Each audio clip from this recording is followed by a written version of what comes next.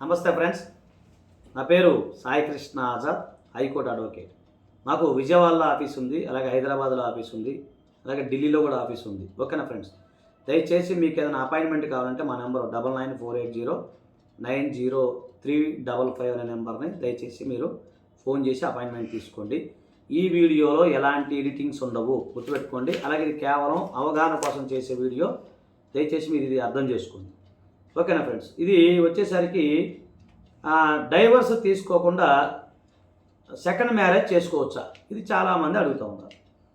అయితే ఇక్కడ మనం కొన్ని వర్గీకరణ గురించి మనం మాట్లాడుకోవాలి. ఒకటి, ముస్లిం విషయానికి వచ్చేసరికి ముస్లిం లా ప్రకారం డైవర్స్ లేకుండా వారు సెకండ్ మ్యారేజ్ చేసుకోవచ్చు. అలాగే క్రిస్టియన్కి అది వర్తించదండి, క్రిస్టియన్కి ఉండదు. అలాగే హిందూ విషయానికి వచ్చేసరికి డైవర్స్ తీసుకోకుండా సెకండ్ మ్యారేజ్ అనేది చేసుకోవడానికి రైట్ లేదు, అంటే నో. మళ్ళీ చాలామంది ప్రశ్నిస్తారు, మాకు కొంతమంది తెలివిగలరు భలే ఉంటారు, మాకంటే లాయర్ కంటే తెలివిగలరు ఉంటారు.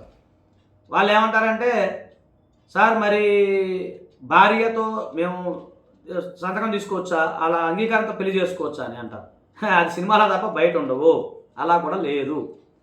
ఇకపోతే ఇంకా మహామేధావులు ఉంటారు, వాళ్ళు ఏంటంటే, సార్ నేను ముస్లిం, మీరు అన్నారు కదా ముస్లిమ్స్కి పెళ్లి చేసుకోవచ్చు, రెండో పెళ్ళి, మూడో పెళ్ళి, నాలుగో పెళ్లి చేసుకోవచ్చు కదా, మరి నేను ముస్లిం మతంలో కన్వర్షన్ అయిపోయి చేసుకోవచ్చా అని.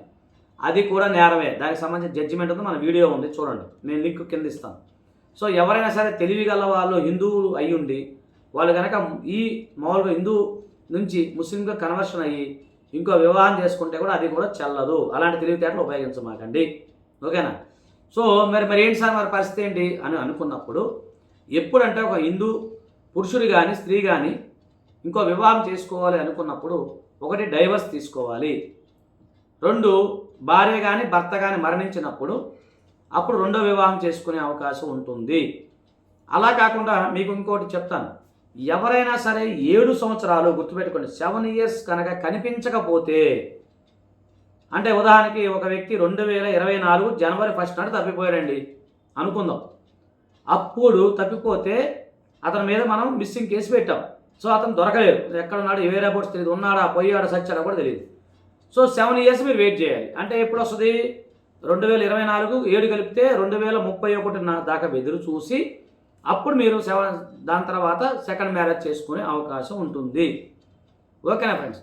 కాబట్టి మన జనరల్ హిందూ సాంప్రదాయం ప్రకారమైన, క్రిస్టియన్ సాంప్రదాయం ప్రకారమైన భార్య కానీ భర్త కానీ బతికుండగా రెండో వివాహం చేసుకోకూడదు. ఇది కేవలం అవగాహన కోసం చేసే వీడియో. మీకు ఏదైనా అపాయింట్మెంట్ కావాలంటే, ఈ డైవర్స్ సంబంధించిన, ఫ్యామిలీ లాకి సంబంధించిన ఏదైనా అపాయింట్మెంట్ కావాలంటే మా నెంబర్ 9948090355 అనే నెంబర్కి కేవలం అపాయింట్మెంట్ కోసం ఫోన్ చేయండి. అలాగే మన లా మీడియాకి సంబంధించినవి ఫేస్బుక్, ఇన్స్టాలో కూడా ఉంది, అక్కడ మీరు ఫాలో అవ్వండి. దయచేసి తెలుగులోనే మొట్టమొదటి యూట్యూబ్ లీగల్ ఛానల్ మనదే. ఓకేనా ఫ్రెండ్స్, థ్యాంక్ యూ, నమస్తే, జై హింద్.